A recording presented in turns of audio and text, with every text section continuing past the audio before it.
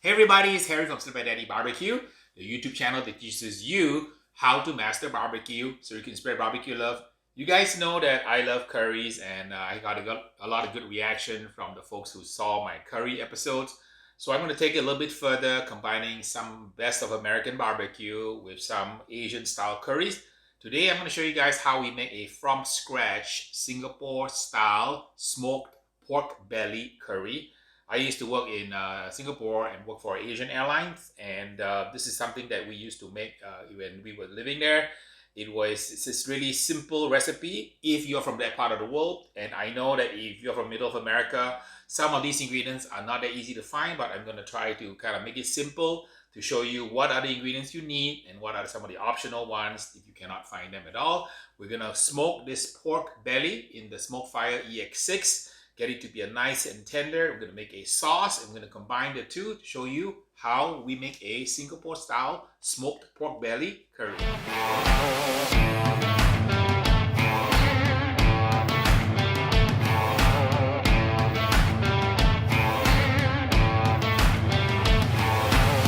taught you guys that curry is comprised of primarily just three ingredients. You have your protein, you have your spice paste, and you have any kind of vegetables. If you guys can kind of wrap your head around those three concepts, you can make pretty much any curry from around the world, whether it's Caribbean, could be African curry, all the way to Japan, to Southeast Asia, to Hong Kong. So in this particular curry recipe, I have my pork belly here. It's a regular pork belly purchased from the store. And I just put some Slap Your Daddy rub on it so that we're going to smoke this at 275 degree pit. We have a few dry ingredients and a few aromatic ingredients here. I'm going to show you guys how we're going to make the spice paste from scratch. I have some tomatoes and some potatoes, which is kind of the veggie portion of the Singapore style pork curry. The ingredients on the table here or on my cutting board are the ones you can find in America. You can easily find some curry powder, some shallots. This is a turmeric powder, a little bit of ginger, garlic, dried chili powder. You can pick spicy or mild, it's up to you. You can also use things like guajillo, pasilla type of chilies. A little bit of nuts here. Typically in Asian cuisine, they make curries in Southeast Asia using a nut called a candle nut, which I will cover in a future episode.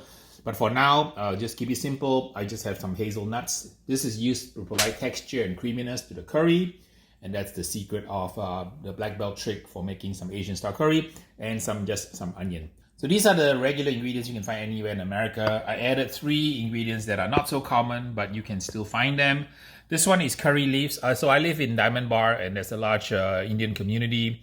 So you can buy frozen or fresh curry leaves. If you don't have this, not a big deal.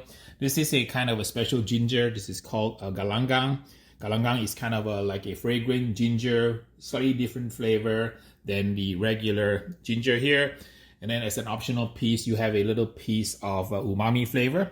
This is actually fish paste or prawn paste. And this has the name called belacan. And if you really want an authentic Southeast Asian curry, this is an indispensable ingredient. If you don't have it, it'd still be 99% good without this. But this gives it the kind of funkiness that is a very umami type flavor found in Southeast Asian curries. So we're going to throw this now into the smoke fire to get it started and teach you guys how to make a curry sauce from scratch using some of the ingredients here. This one is going to be an Asian curry.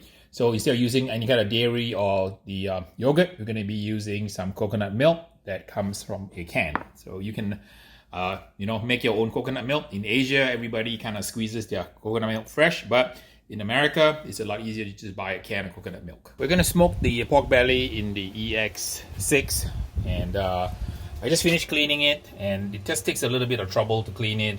And for this episode, I'm going to try something that I learned online. Folks have been putting a pan underneath to help catch the grease. Going to make sure that you don't block the drain hole here, right here. But if you put a pan here, hopefully it'll catch much of the grease, that you don't have to deal with so much cleanup. So I'm going to try it in this cook and let you guys know if this method works at all.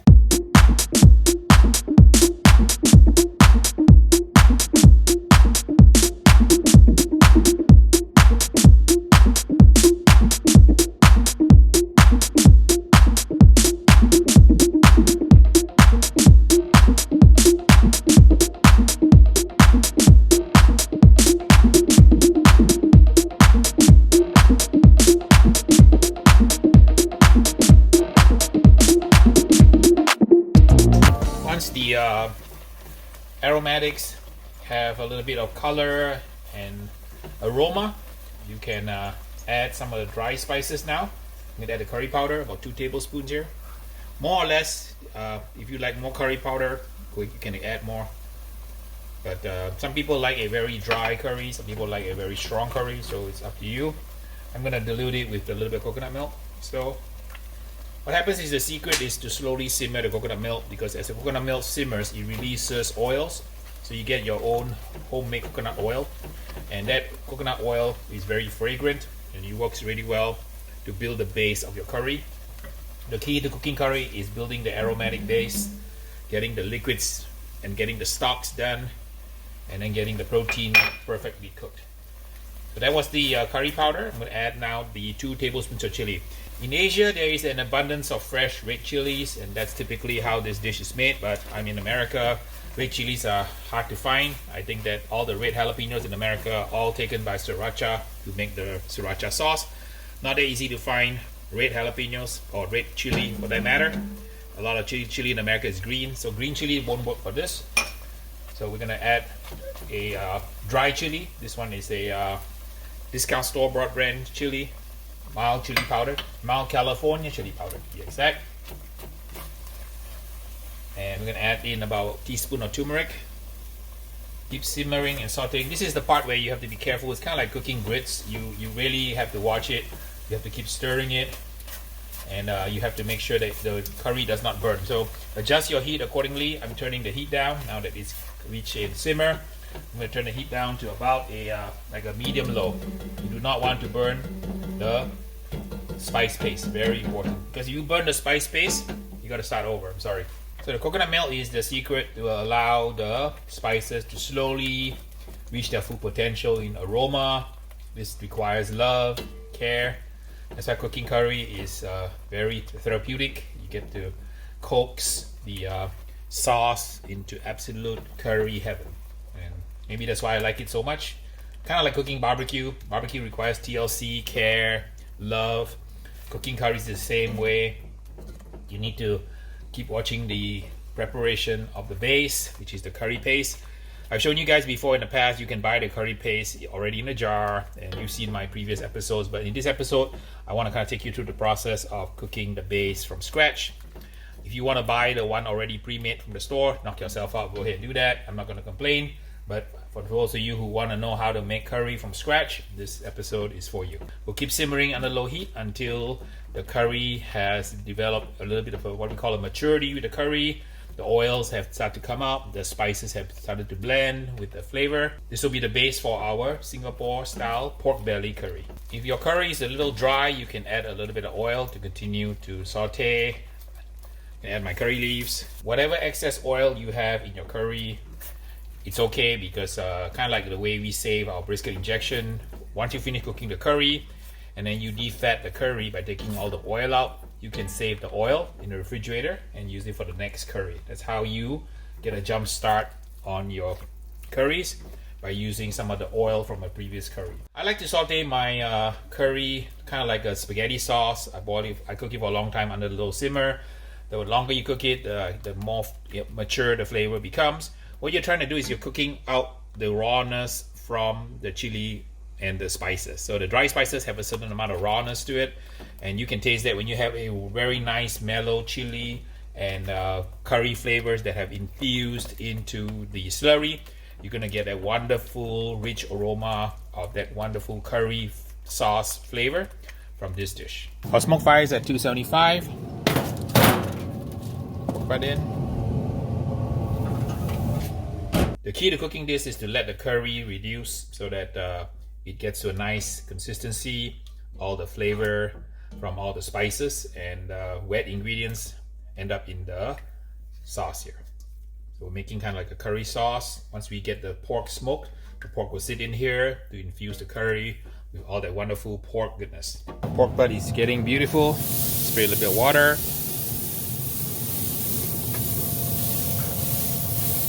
Nice color, nice bark forming. The pork belly crust has set, so I took it off the smoker. Now we're gonna cook it in the curry sauce. What I'm gonna do is I'm gonna cut it into cubes, and get it into the pot so that it can get nice and tender. Using a Santoku knife by Shogun series by the folks at Delstrong. Super nice. If you like Santoku, this is a really nice Santoku.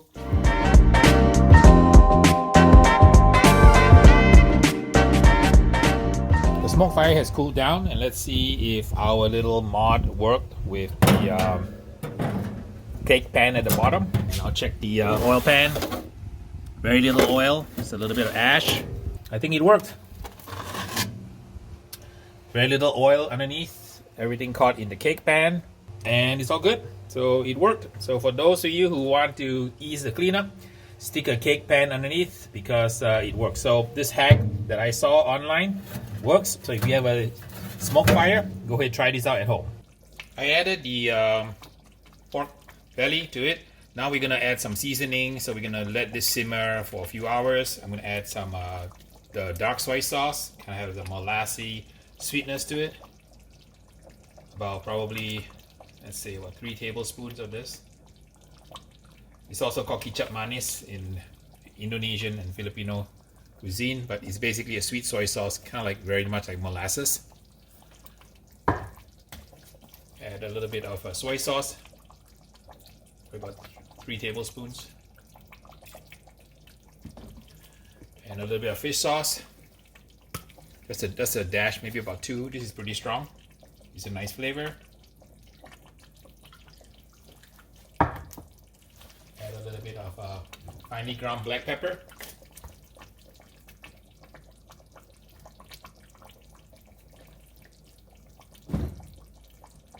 Give it a stir. I add a little bit of water also to kind of up the water level a little bit because this is going to boil down for a few hours.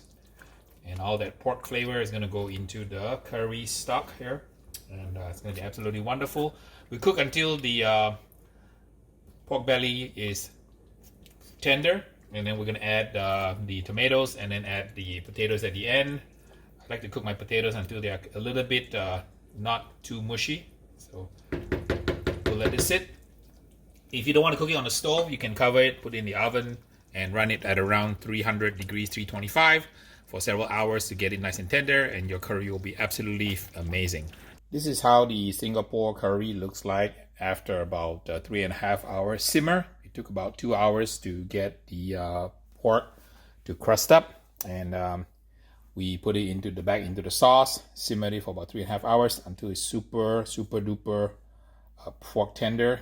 So I added the potatoes about 40 minutes before I stopped the heat. So the potatoes were in for 40 minutes. You can cook the potatoes any way you like. More or less, it's up to you. I have the tomato here. Let's go plate this up and show you guys how it looks like. When you make the curry, it actually tastes better like spaghetti sauce the day after. We like to cook it a day before and then let it refrigerate and then let the oil rise to the top so that you can skim some of the oil off like so. So you want to get some of the oil out, and letting it sit for a while will help a lot. So I'm going to try to get some of the oil out, and we're going to plate it, show you guys how we serve it with some steamed jasmine rice.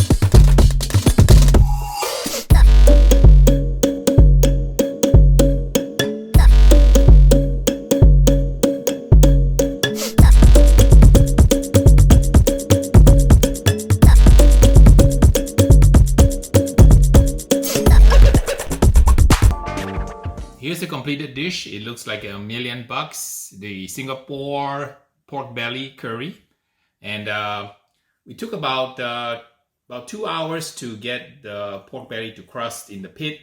And then we cooked it in the simmer in the wonderful curry sauce for about 3.5 hours to get the pork to be super, like, absolutely like fall apart tender. I'm gonna take a bite of the pork now. See how it tastes like. Amazing flavor and tenderness. A little bit of smoke from the pit, from the smoke fire. We have the sauce and the rice. Sauce is perfectly balanced. It's got all of the aromatics of the onion, ginger, garlic that's been cooked down.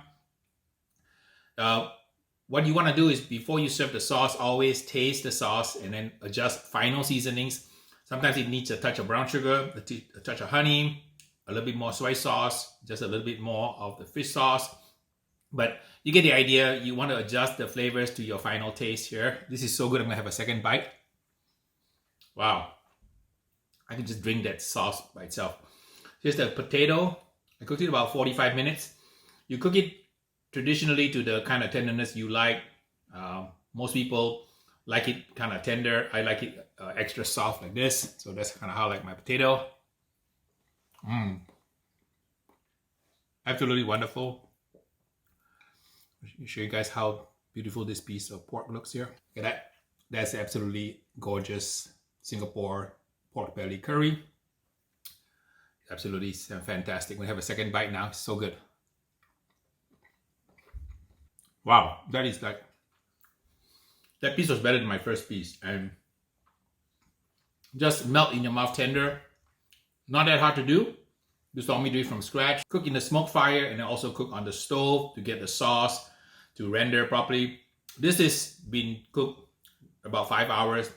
Ordinarily, what I would do is I would put the sauce back in the fridge and the next day take off that layer of fat on the top where it's congealed and then re-warm the sauce gently for the final result. Kind of like spaghetti sauce, like spaghetti bolognese. It just tastes better the next day. So I hope you guys like this episode. You guys have asked me to do more curry videos.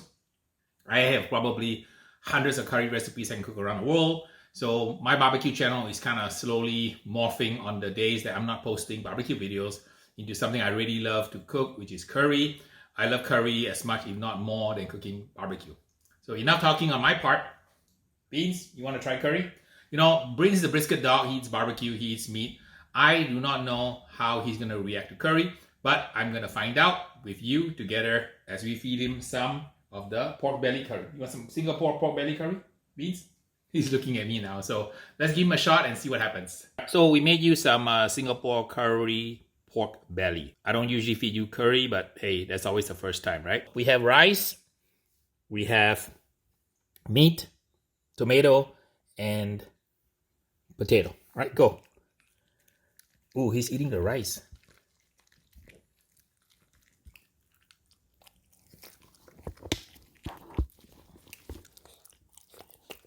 Eating the potato. And he's licking the sauce. He's eating the tomato also. Wow, so Beans, you have a new title. You're no longer Mr. Beans, the brisket dog, and my honorary KCBS barbecue judge, but you're also a curry fan. Just like me, you love your curries. Wow, he ate it all and he's licking the plate. So I would say that Beans is giving this curry, Singapore pork belly curry, a thumbs up. Right, Beans? So here's a conclusion of another curry episode. Hope you guys liked it. There was a lot of ingredients involved, but I wanted to show you guys how a curry is made from scratch. This is just a Singapore style. There's plenty more curry styles that I can show you, all the way from Malaysian, Indonesian, Filipino stews, going to Ethiopia for the wats, going to the Caribbean for the Caribbean curries, all the way to African style curry. So the sky's the limit. I'm going to continue to post these videos on my alternating barbecue postings to share with you my love for curries. And also, Mr. Bean seems to be a new curry fan. So until the next video, please stay home, stay alive, and cook barbecue.